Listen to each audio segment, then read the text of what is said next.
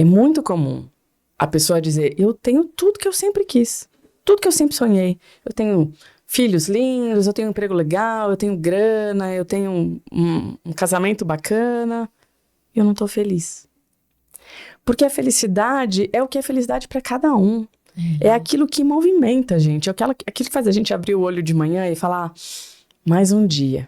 E então esse olhar do outro, que o outro que me diz, seja o espelho, objeto físico, né, que me diz como eu sou, como eu aparento, seja o espelho, o olhar do outro que me diz se eu sou bonita, se eu sou magra, se eu sou interessante, se eu sou inteligente, se eu sou digna de amor, e todas essas coisas que vêm junto, a gente aprende a viver por causa disso, por causa desse olhar do outro.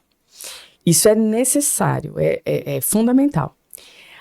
À medida que você vai ficando na idade adulta, a gente precisa poder abrir mão um pouquinho desse olhar do outro. Porque se a gente não consegue abrir mão do olhar do outro, eu não consigo me perguntar qual é o meu desejo. A maturidade traz isso. Quando você vai perdendo o medo de ridículo, eu vou falar. Eu posso falar coisas erradas. E se eu errar? Se eu errar, eu falo, gente, desculpa, errei, né? E se não ficou legal, eu faço de novo. Ou então faço de outro jeito, tento de outra forma.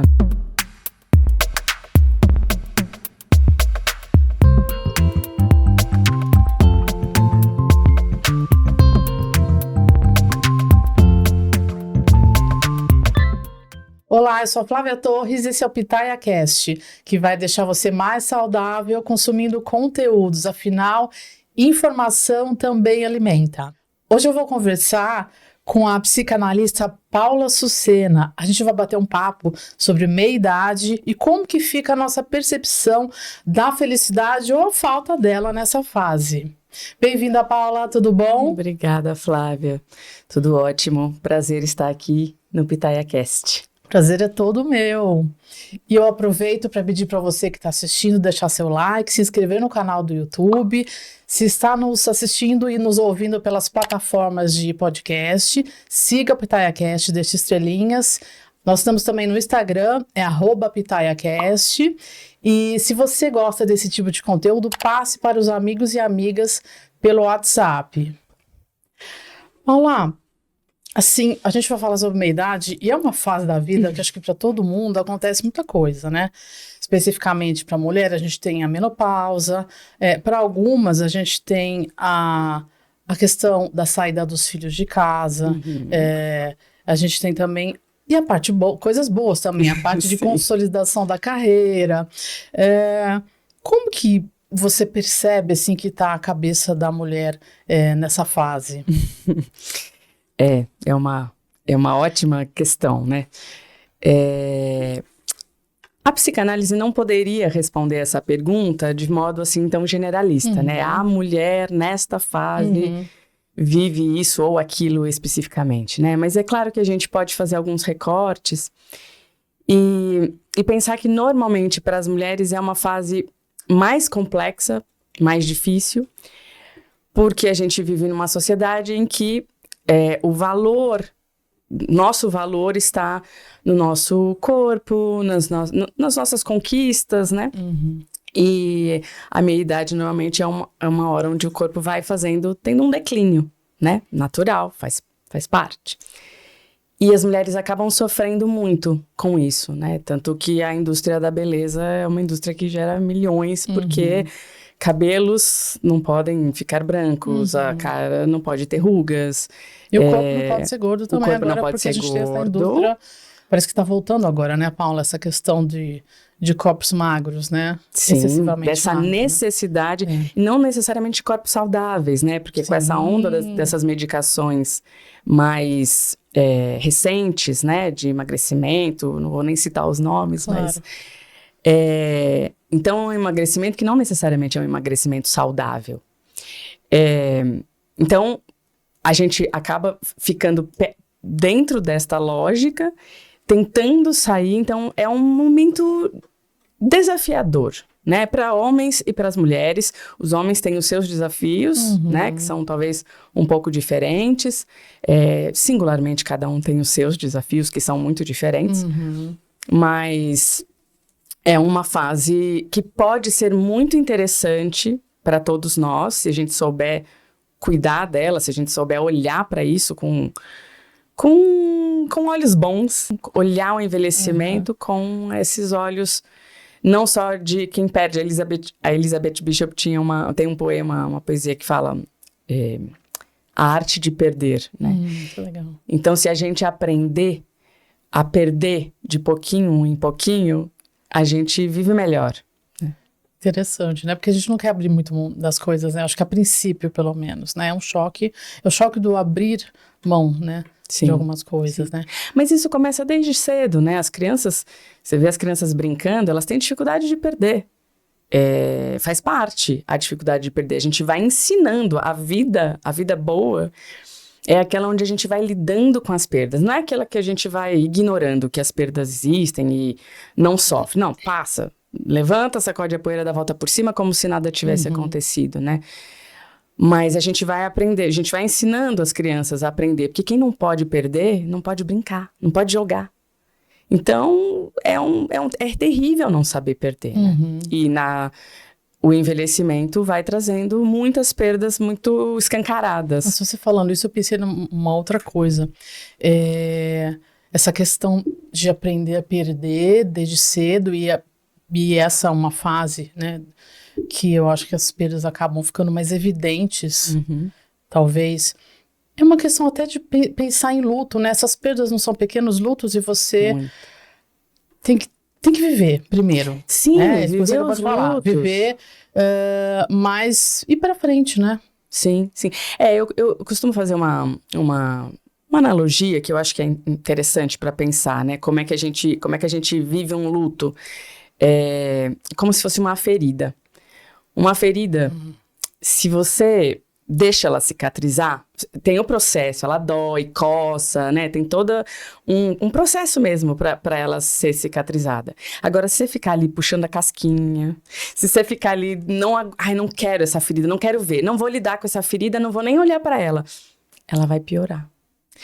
E a gente não percebe o quanto que os lutos não bem feitos, porque a gente está seguindo a vida, né, numa lógica de produtividade, então não tem muito como parar para sofrer por isso, porque você tem que trabalhar, porque você tem que cuidar de filho, porque você tem que fazer compra, porque você tem que comer bem, porque você tem que fazer exercício, porque você tem que tudo.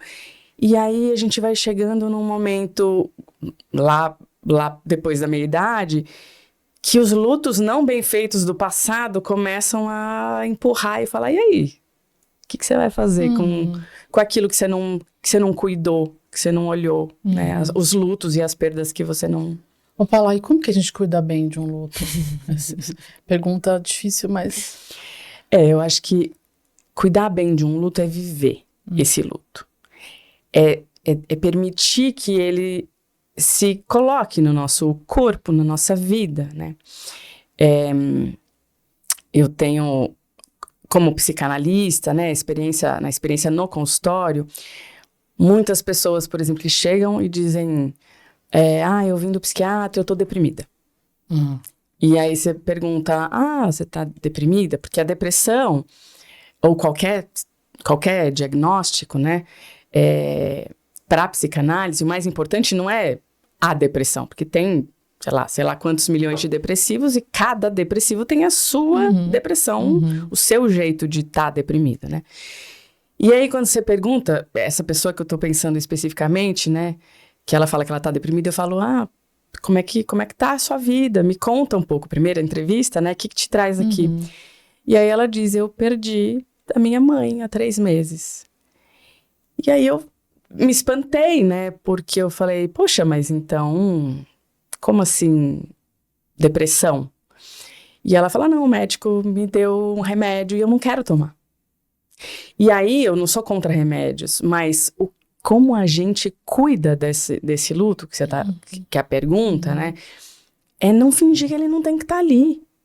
Porque era uma mulher jovem, que tinha trabalho, tinha filhos pequenos. É encarar que tem coisas na vida que vão fazer a gente sofrer. A vida traz o sofrimento. A gente não precisa buscar ele, né? Não, e o sofrimento existe, né? Assim, você falando o exemplo dessa pessoa, parece que hoje tudo tem que ser remediado, né? E não olhado. São coisas completamente diferentes, maneiras de lidar. Não pensa nisso, né? Não pensa nisso, vai te fazer pensamento sofrer. Positivo. Pensamento positivo, essa, né? Porque quando você fala de uma morte, não tem que pensar positivo, mas qualquer outra, luto não é só feito por morte, né? É importante dizer isso. O luto é qualquer perda. São perdas que a gente vive a vida toda. Então, durante a vida toda. Então, como que a gente cuida? Não passando batido por elas, né? E eu acho que pensando no que a gente está falando da crise da meia-idade, a gente tem que olhar muito para as nossas questões. Sim. Né? Que aparecem muitas, né? Aparecem muitas. Ô, Paula, eu vi aqui, eu tenho visto assim, né?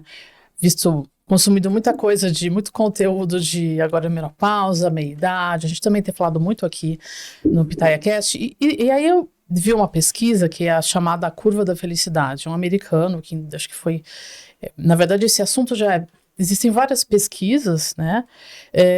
Que dizem, eles fazem tipo um gráfico de um U, onde quando você tá jovem, a felicidade tá lá em cima, esse U vai baixando na meia-idade e depois melhora. Ufa, essa parte que eu gostei. Depois melhora conforme você vai envelhecendo, né? É claro que tem muita variação de população para população, mas de classe para classe, principalmente. Mas assim, fiquei curiosa para saber como que a psicanálise vê esse fenômeno, esse tipo de afirmação.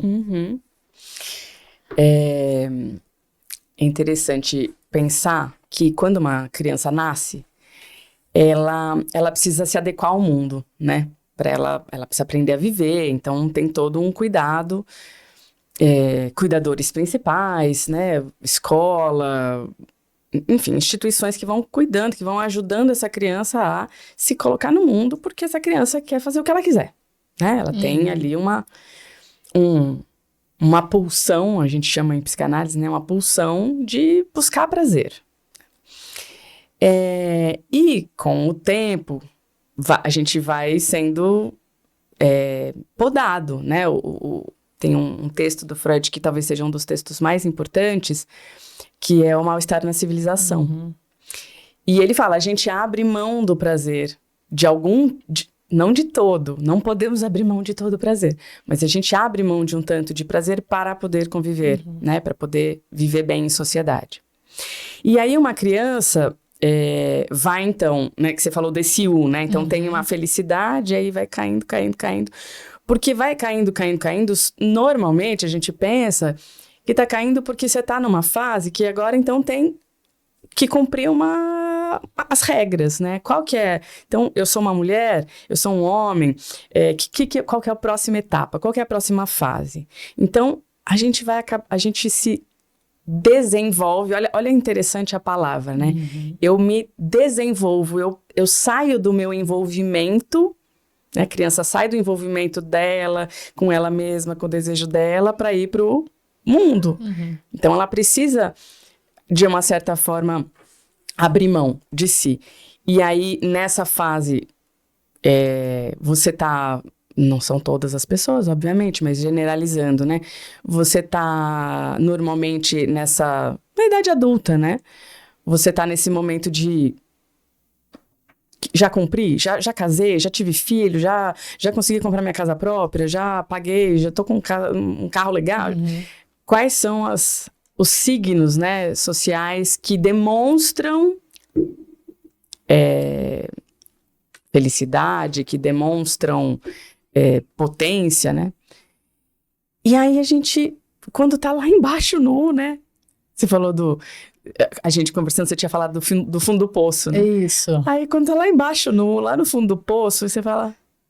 Eita, olha a oportunidade que a crise da meia-idade dá, né?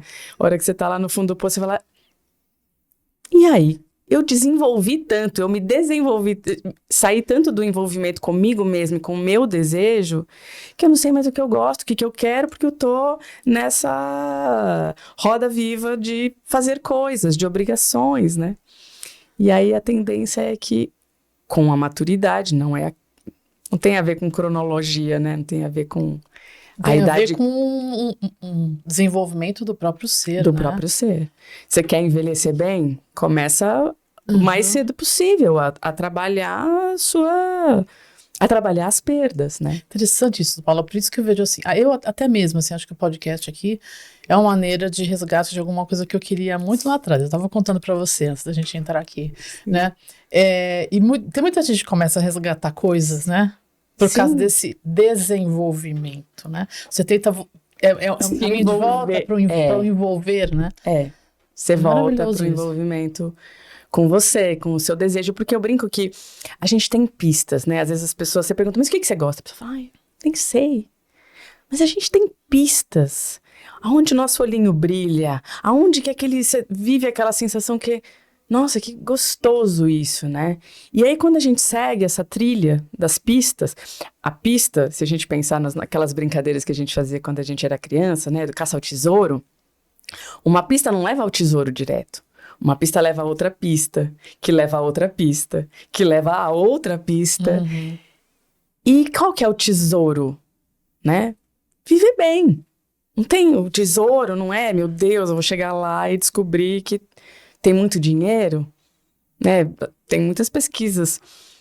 Tem aquela médica paliativista que eu gosto muito, Ana Cláudia Quintana Arantes, que trabalha com pessoas em cuidados paliativos, e ela fala...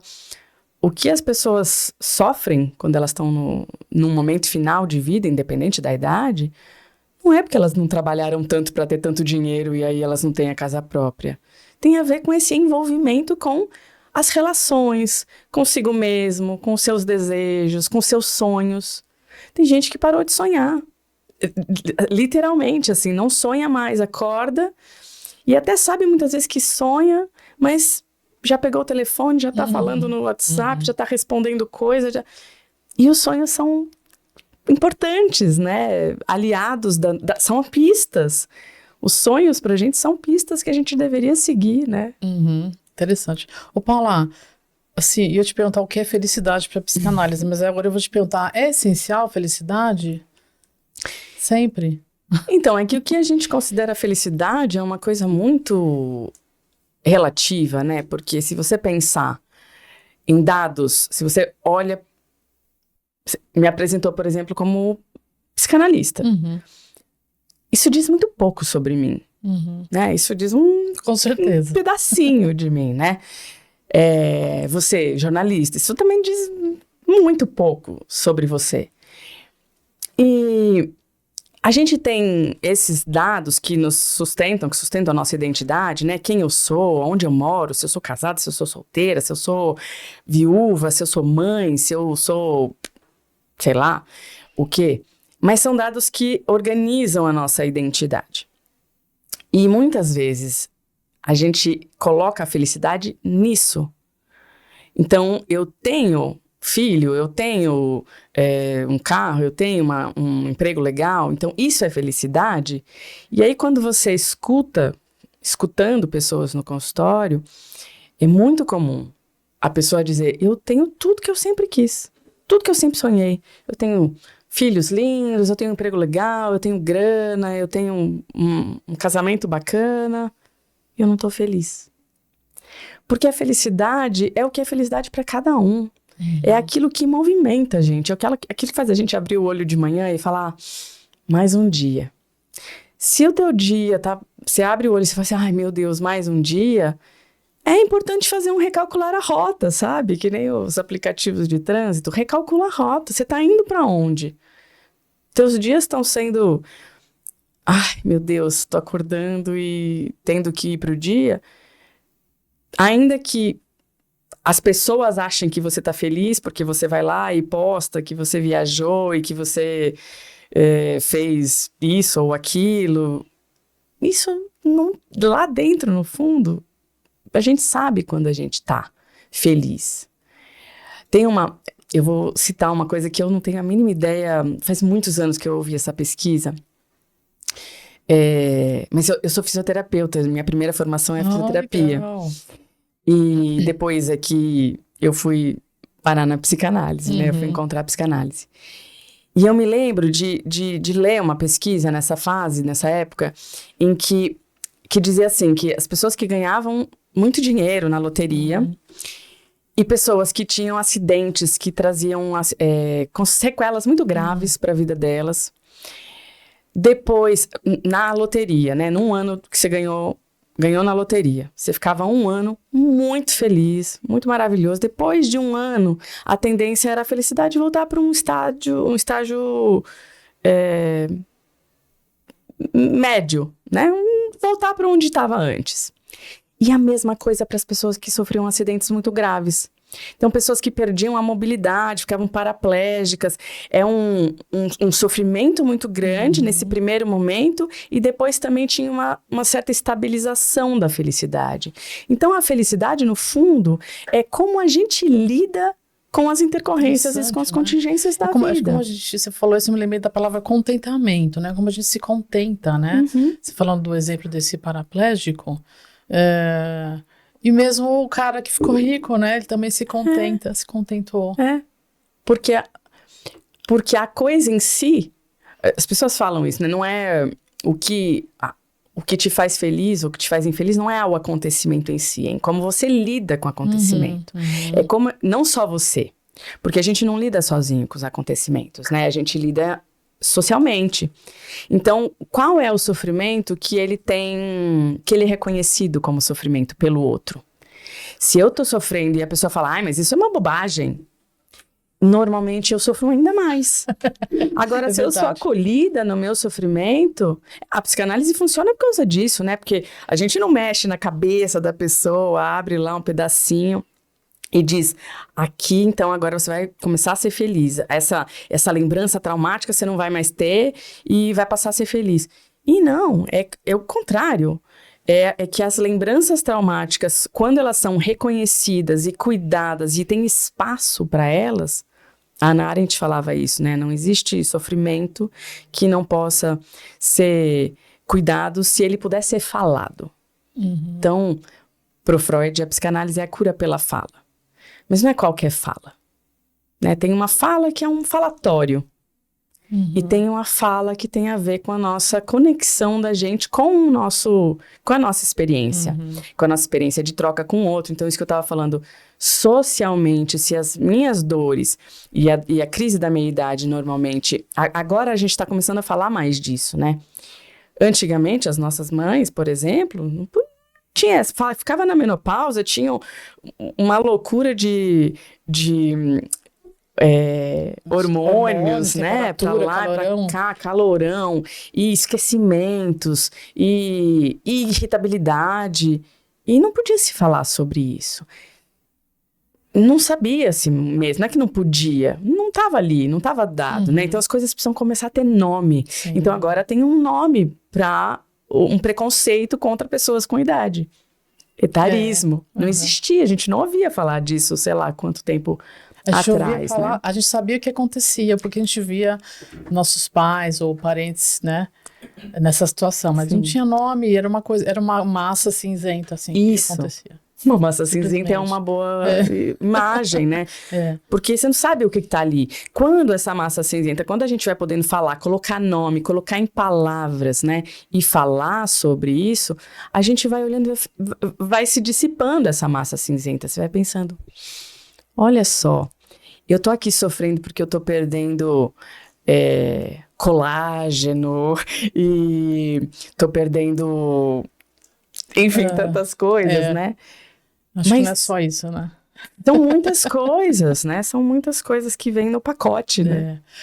Ô, Paulo, aí assim, sabe o que eu fico pensando? A gente tá falando de menopausa, mas os homens também têm a andropausa e tem essa questão psicológica que eu acho que eles ainda estão eu tenho a sensação que eles ainda estão nessa massa cinzenta que a gente falou. Assim, eles ainda precisam sair da caixa, precisam falar. Mas você sente assim, não sei, no consultório, ou pelo que você conhece, assim, ela é diferente para homens e mulheres? E qual é o grilo, assim, de cada um? Eu acho que fica todo mundo, principalmente dos homens, a gente quer saber. Eles têm grilos, gente? Quais são? Sim. Das mulheres a gente sabe bastante, né?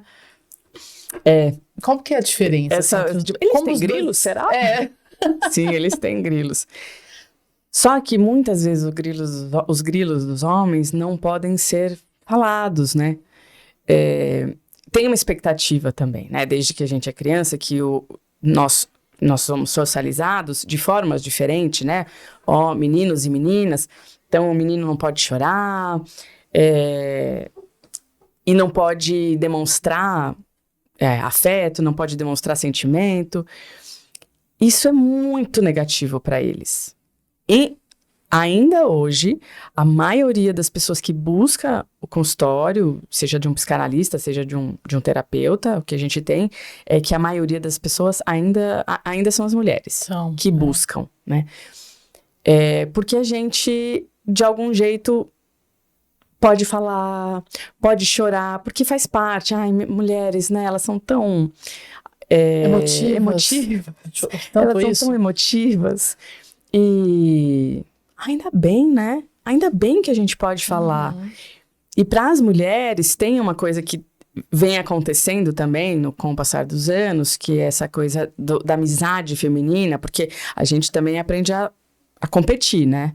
Quem é a mais bonita, sim. Quem é a mais gostosa, quem é a que tem o cara mais bonito, o que tem o cara mais rico, enfim, competições.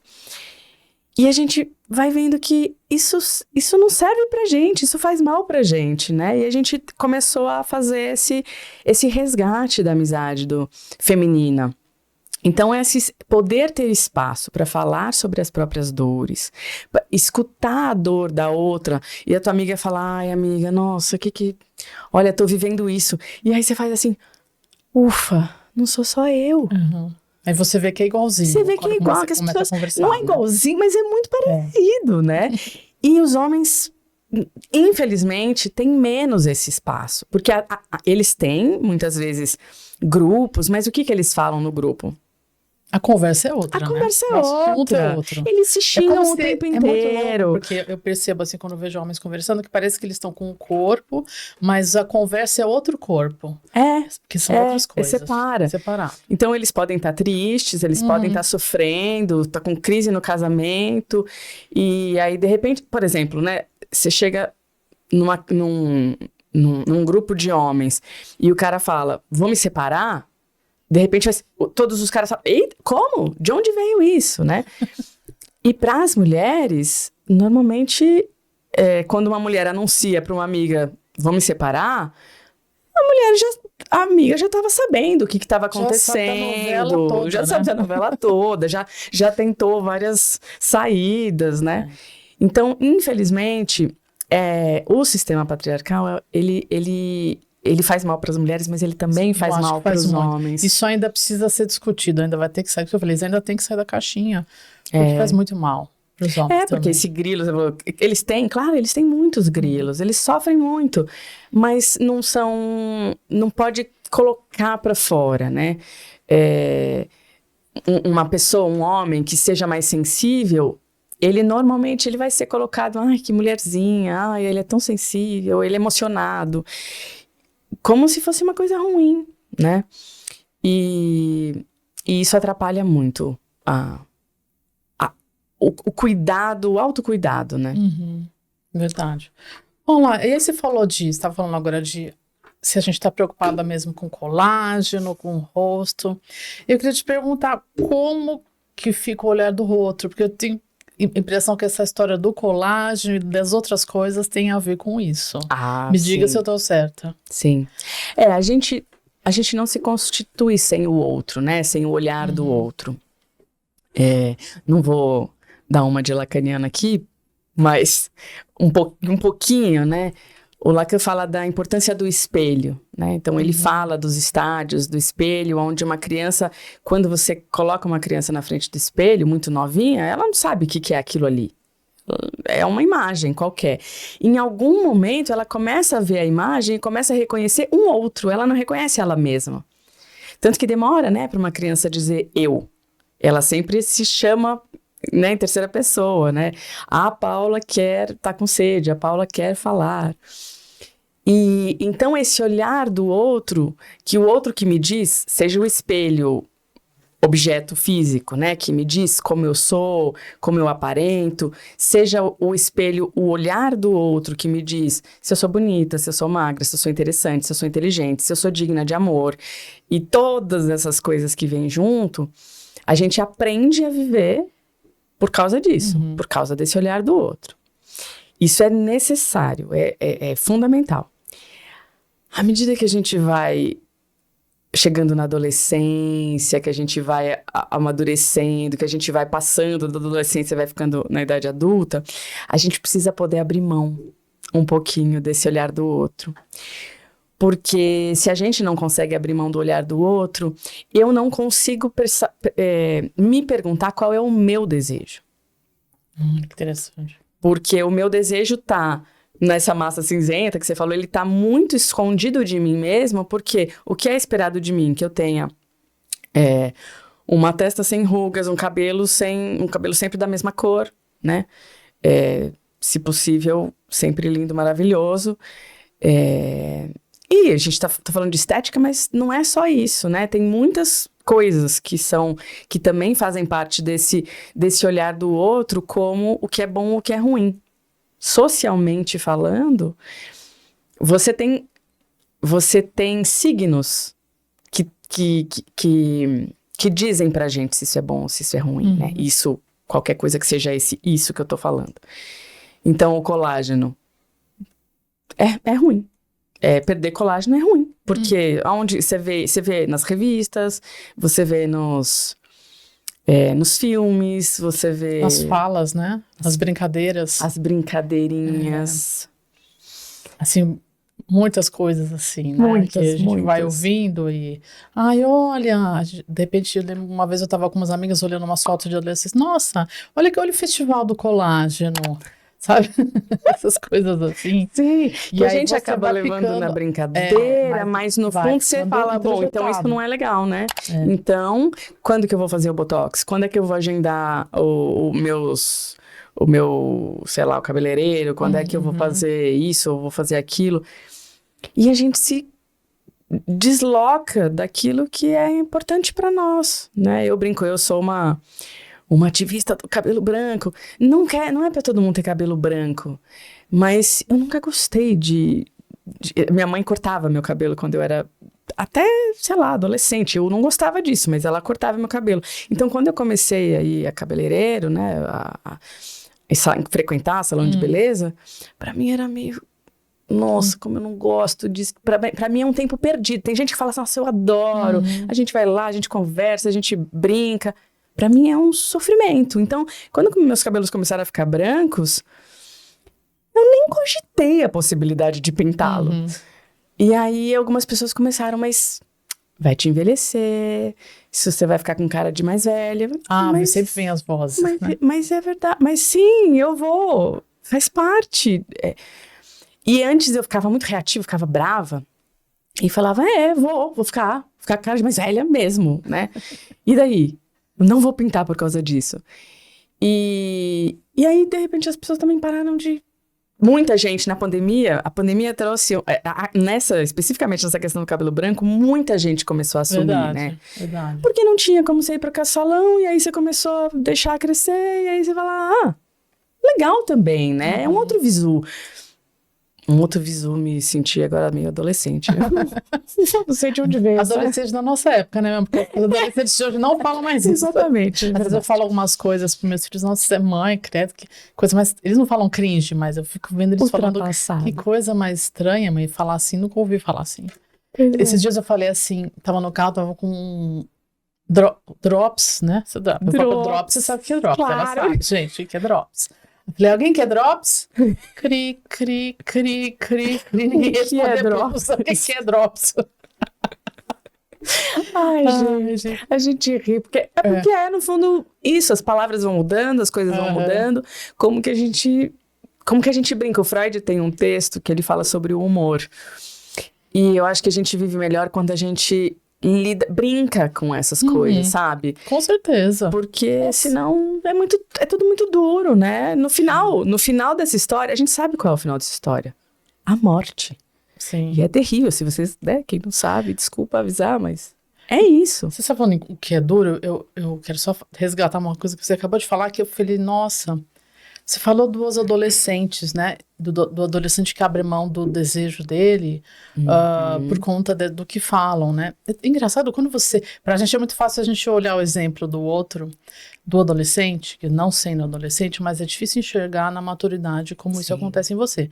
Mas eu vejo, porque eu tenho filhos adolescentes, e vejo essa coisa na escola do popular, e eu vejo amiguinhos que falam assim, eu não vou fazer tal coisa porque eles vão me achar esquisito, eu não vou fazer tal coisa. Gente, e é uma coisa tão legal que eu vejo, se eles fizessem aquela coisa de pagar mico, de fazer zoeira, né? Mas a gente tá enxergando, e talvez eles estejam enxergando, mas talvez a gente não enxergue as coisas legais que a gente tá deixando os micos que a gente tá deixando de pagar por conta dessa pressão toda. Total. Né? Achei um ótimo exercício o que você falou.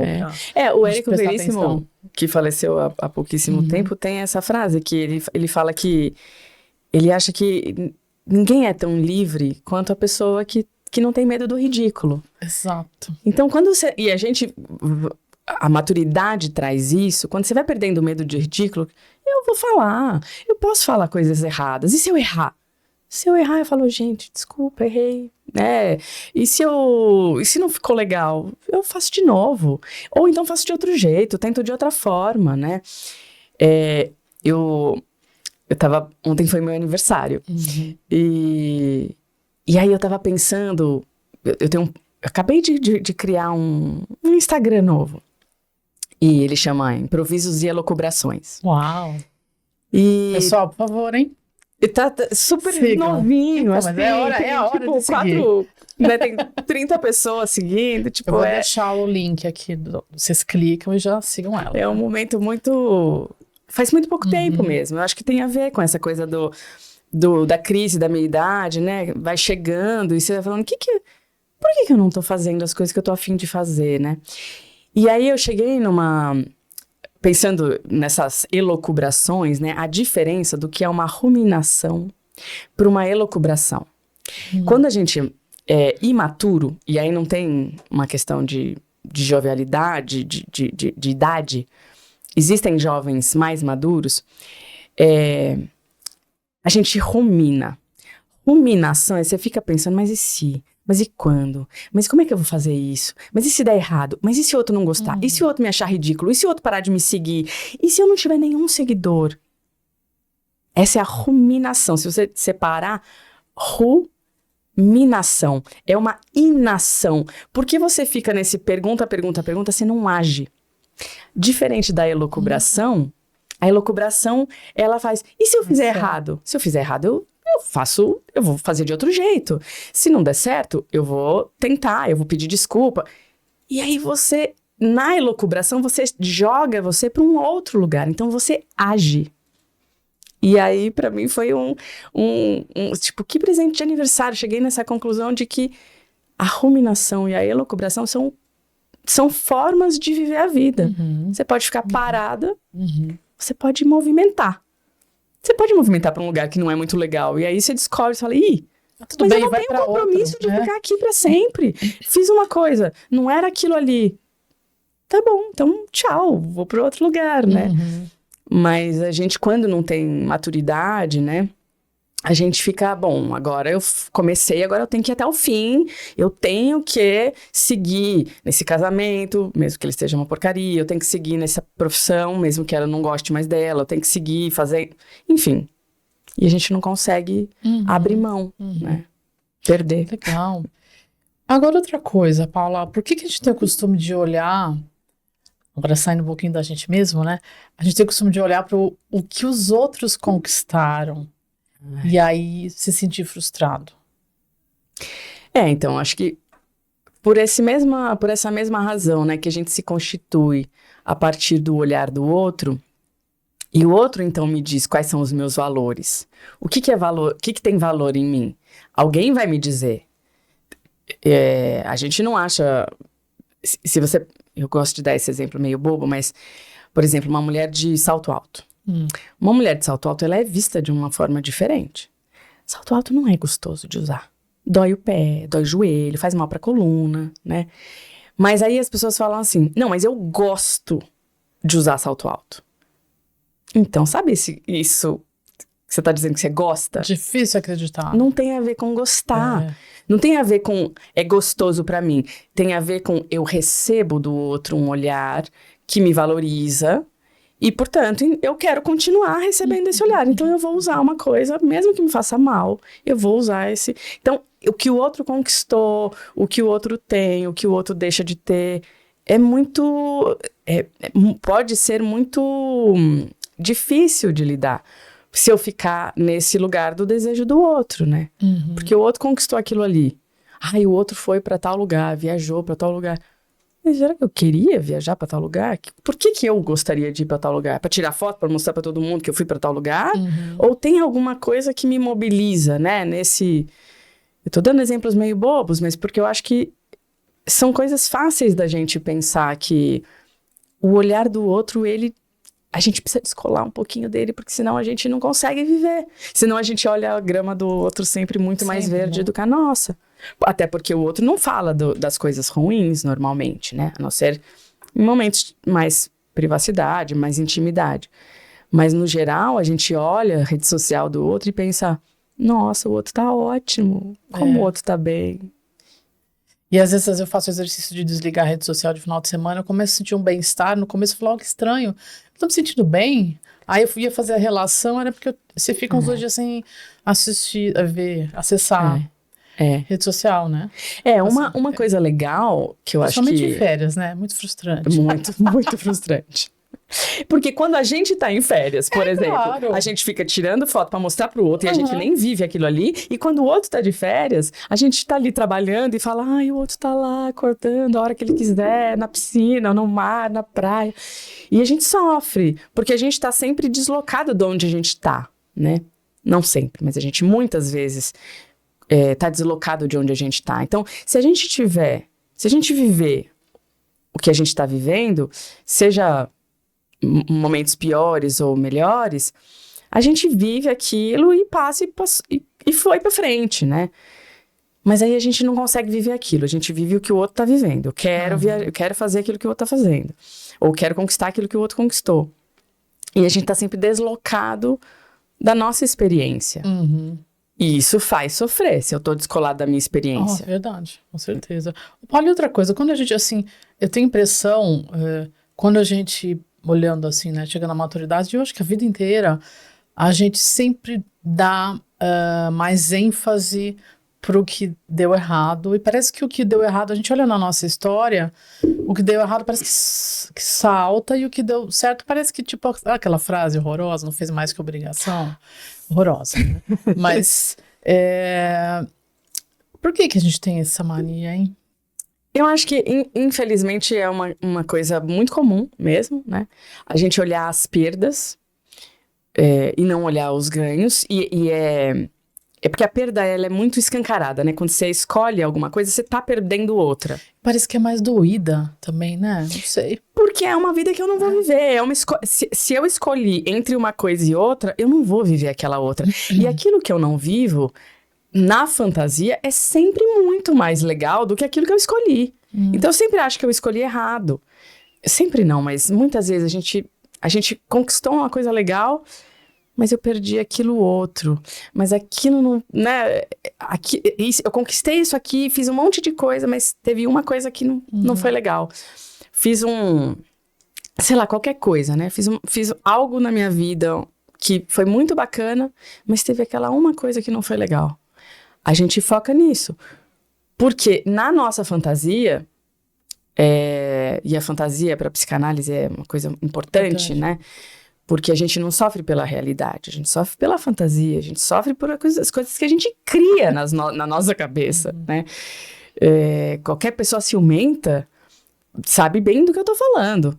Você não sofre pela realidade, você sofre pelo que você imagina que pode estar acontecendo. Pelo que pode estar acontecendo, pelo como assim o outro ousa ter prazer sem eu estar aberto. Como que o outro tá feliz, né? Sem mim. Então a gente tá um pouco, a gente serve, todos nós servimos de Porque quando a gente está crescendo, quando a gente é pequeno, tem os nossos, os parentais, né? Tem alguém dizendo, isso é certo, isso é errado, isso é bom, isso é ruim, tá legal o que você tá fazendo? Não tá legal. Quando a gente cresce, a gente tem menos isso, só que a gente internalizou isso. Então, a gente vive esse olho, né? Olho que tudo vê, que é... Não tá legal isso. Você fez essa coisa incrível, mas eu sei a porcaria que você fez aqui. E aí a gente não é capaz de ser legal com a gente mesmo, sabe? Generoso com, putz, isso aqui não foi legal que eu fiz. Mas eu aprendi, né? Errar é muito importante. Eu acho que as pessoas que conseguem aprender a perder e conseguem brincar com os erros, são pessoas mais felizes. O errar é muito importante, né? Porque a gente aprende errando. Você imagina uma criança aprendendo a falar? Se ela só fosse falar a hora que ela já soubesse falar perfeitamente, sem trocar R's por L's, com todas as vogais, com os S's no final, ela nunca falaria, né? Quem aprende uma língua nova mais velho, muitas vezes sofre por causa disso, porque você aprende, você muitas vezes sabe ler, entende, você não tem coragem de falar, porque você sabe que você vai falar errado. Então, é importantíssimo o erro. Só que a gente leva, infelizmente, numa sociedade onde a produtividade e a perfeição é esperada, porque olha os filtros da internet. Você precisa ser perfeito, então você tem modelos lindas, maravilhosas, e que ainda assim estão com filtros, para não dar para ver a micro ruga, para não dar para ver a micro gordura, para não dar para ver o pelo, para não dar para ver. Então, é um excesso de perfeição que rouba a gente da nossa humanidade, sabe? Dos nossos traços de... A ruga... Eu trouxe um poema para ler, porque... A ruga é o que diz da nossa experiência. Isso aqui é a quantidade de risadas que eu dei na vida. E a quantidade de choros também. De estresse, de nervoso, né? De tudo. Ira, né? Tudo isso. Exato. É a passagem da vida e da experiência no meu corpo. E posso ler? Claro, fica à vontade. Ela escreve um poema que chama Erótica é a Alma. Vamos todos envelhecer. Querendo ou não, iremos todos envelhecer. As pernas irão pesar, a coluna doer, o colesterol aumentar. A imagem no espelho irá se alterar gradativamente e perderemos estatura, lábios e cabelos. A boa notícia é que a alma pode permanecer com o humor dos 10, os viços dos 20 e o erotismo dos 30 anos. O segredo não é reformar por fora, é, acima de tudo, renovar a mobília interior, tirar o pó, dar brilho, trocar estofado, abrir as janelas, arejar o ambiente. Porque o tempo, invariavelmente, irá corroer o exterior. E quando ocorrer, o alicerce precisa estar forte para suportar. Erótica é a alma que se diverte, que se perdoa, que ri de si mesma e faz as pazes com sua história, que usa a espontaneidade para ser sensual, que se despe de preconceitos, intolerâncias e desafetos. Erótica é a alma que aceita a passagem do tempo com leveza e conserva o bom humor apesar dos vincos em torno dos olhos e o código de barras em cima dos lábios. Erótica é a alma que não esconde seus defeitos, que não se culpa pela passagem do tempo. Erótica é a alma que aceita suas dores, atravessa o seu deserto e ama sem pudores. Aprenda. Bisturi algum vai dar conta do buraco de uma alma negligenciada anos a fio. Ai, que legal. Muito bom. Cuidemos das nossas almas, Das nossas almas. A gente falou um pouquinho sobre etarismo, né? Eu queria voltar um pouquinho nesse assunto. Você acha que dá para fazer uma relação dessa crise, desse sofrimento também?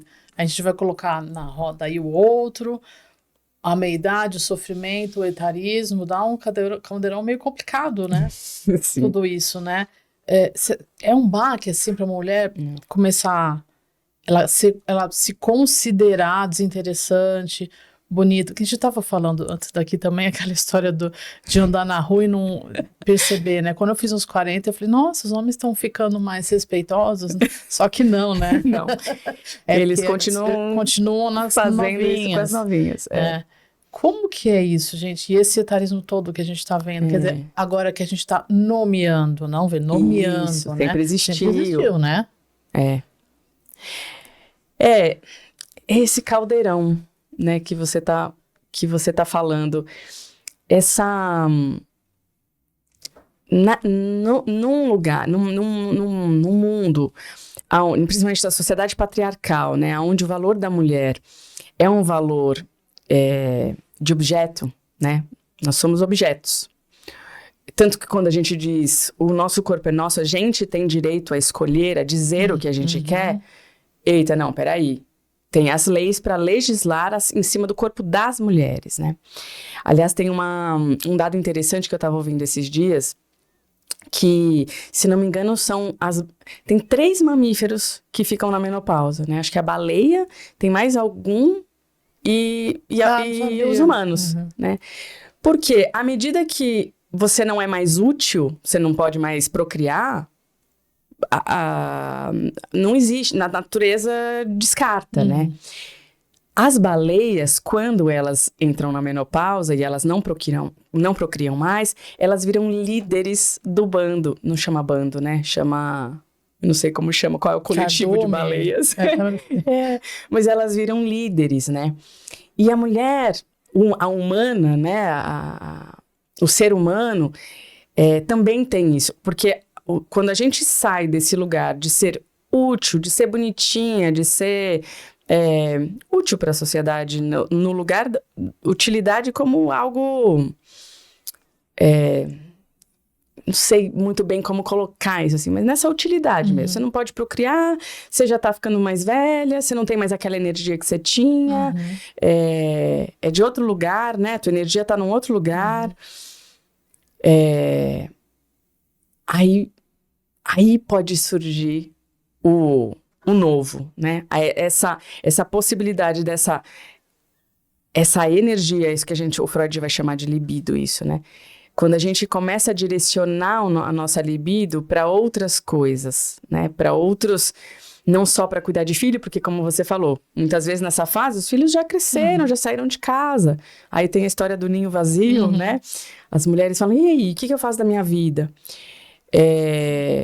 Quando você sai desse lugar de eu tenho função para além daquilo que me foi dado quando eu nasci, né? A gente aprendia pelo menos na escola, eu aprendi isso, né? A gente nasce, cresce, se reproduz e morre. Não era assim? Gente, isso é uma coisa interessante, porque a sequência, né? Se reproduz e morre. Nasce, cresce, reproduz e morre. Não tem nada e aí, tipo, é isso. Como os homens podem se reproduzir por muito mais tempo, né? Tem pais de 50, 60 anos. As mulheres não. Então, a gente tem que se reinventar, né? A nossa utilidade vai ter que estar em outros lugares. E, aliás, tem muitas coisas que a gente precisa fazer que são absolutamente inúteis. O Krenak tem um livro, o Ailton Krenak, tem um livro maravilhoso. A vida não é útil, né? A vida não é útil. Porque a vida vale por ela mesma, né? E eu acho que a crise da meia-idade, esse momento em que a gente olha para trás e fala, o que eu fiz, o que eu conquistei, qual foi a rota que eu cheguei, por essa rota eu cheguei até aqui onde eu tô, e agora, quero continuar nessa rota? Ou vou modificar? Porque se a gente não fizer isso, a gente corre o risco de deixa a vida me levar, a vida leva eu, da pior forma possível, sim, né? Sim.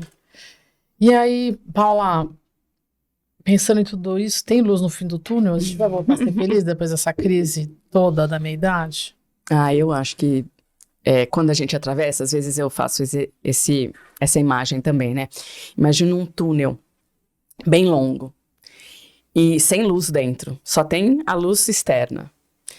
Quando você entra no túnel, ele não tá ainda um breu. Ele tem luz, ele tem a luz de onde você estava vindo.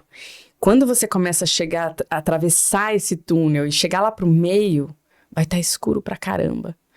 A vontade vai ser voltar para trás e falar, deixa eu voltar lá onde eu era conhecido, aqui tem luz, aqui eu enxergo as coisas.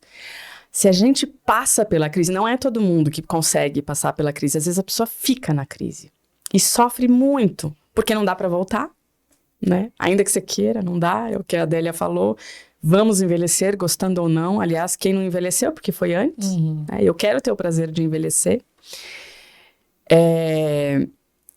Quando você atravessa, tem a coragem de atravessar esse túnel, passar pela essa fase assim mais escura, e aí eu diria, reúna com rede de apoio, sabe? Amigos, arte, leitura, cinema, essas coisas, música, essas coisas fazem a gente viver bem a vida, porque você ouve uma música e você fala, nossa, essa pessoa, ela tá falando comigo. E aí você atravessa esse túnel escuro com um pouco menos, com companhia. Porque se você tem companhia, você fala, não, vai ter luz no fim do túnel. A hora que eu preciso dar mais alguns passos. E aí quando você começa a dar uns passos, você começa a enxergar, né? E aí quando você começa a enxergar é mais fácil. Quando tem luz é mais fácil você ter a coragem de seguir. Mas fatalmente vai ter um momento que não vai ter luz e vai ter que ter coragem. É verdade. E companhia. E boa companhia. Você falou de companhia, eu lembrei de alguma... Acho que assim, a arte salva, a arte em grupo. Por exemplo, atividades como coral. Eu fiz coral por muitos anos no Coral USP. Se Deus quiser, ainda vou voltar. Mas, gente, é uma coisa tão legal. Então, assim, é isso que você falou, tá junto. É tudo, sabe? Acompanhado de arte, melhor ainda. Não, porque são essas coisas inúteis. Por que alguém canta? Porque é muito prazeroso, né? A gente tá vivendo só. Exato. Você não tá vivendo pra ninguém. É só o prazer. Por que uma criança brinca? Uma criança brinca porque ela tem prazer. Tudo bem, ela aprende brincando. Mas se você ficar muito preso no que ela tem que aprender brincando, a brincadeira perde a graça. Exato. Então, que a gente possa brincar, né? Porque a gente também tem uma ideia de que... Então, tem a Paula criança, a Paula adolescente, a Paula adulta jovem, a Paula da meia-idade, e talvez, se tudo correr bem, né? Vai outra Paula, né? A Paula mais velha, a Paula velha, né? Porque a gente tem medo de falar essa palavra, vira um palavrão, né? Porque ela foi mesmo um palavrão. As pessoas xingam sua velha, como se elas não fossem envelhecer. Como é que você xinga alguém de velho? Esse é o teu caminho, esse é o teu fim, se tudo der certo, né? Me veio essa coisa de... A gente não é a Paula criança, a Paula adolescente. A gente a Paula da criança tá aqui, junto comigo. E ela é medrosa. Mas aí tem a Paula adulta que fala assim, não, mas vai lá. Vamos bater esse papo. As pessoas precisam falar sobre essas coisas. Paula, a minha é contrária. A Flávia... Criança que não é medrosa e adulta que é medrosa. Jura? Não, é verdade. Legal. É verdade. Porque tem a criança que... Normalmente a criança ela é mais corajosa, mas é que tem o olhar do outro, né? Então eu, tipo, isso não, fecha a perna, faz assim. Não, menos. A gente não escuta isso? Menos, muito. Paula. Menos. Menos é o que a gente mais ouve. Eu era uma menina arteira, né? Minha mãe falava que eu era arteira. E era como se fosse ruim, né, ser arteira. E hoje eu acho ótimo, delícia ser arteira. Porque eu trago a Paulinha, né, junto comigo, a Paula adolescente. Só que tem a Paula adulta, a Paula adulta é diferente da Paula que tem o olhar do outro sobre mim. O olhar do outro sobre mim muitas vezes me paralisa. Aí o outro vai achar, melhor você ficar quieta. Agora a Paula adulta, ela é mais gente boa. Ela fala assim, qual é o pior que pode acontecer? Você vai falar, você vai errar, você vai perder o que você estava falando no meio do caminho. Aí você fala, onde é que eu estava mesmo?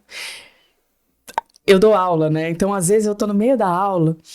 E aí eu falo, gente, eu perdi completamente o que eu estava falando. Por favor, porque né? Na associação livre, que é como um psicanalista trabalha, né?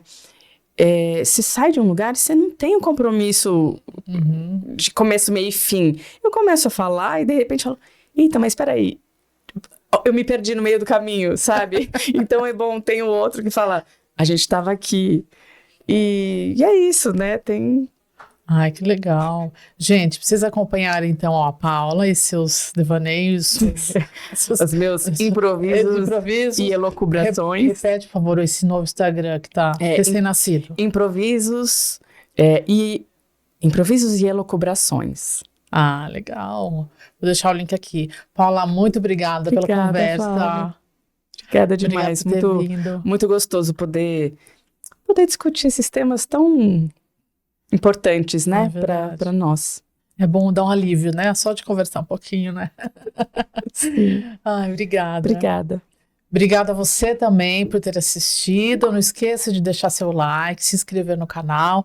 Se está nos ouvindo pelas plataformas de podcast, deixe estrelinhas e siga o PitayaCast. Nós também estamos no Instagram, é @PitayaCast.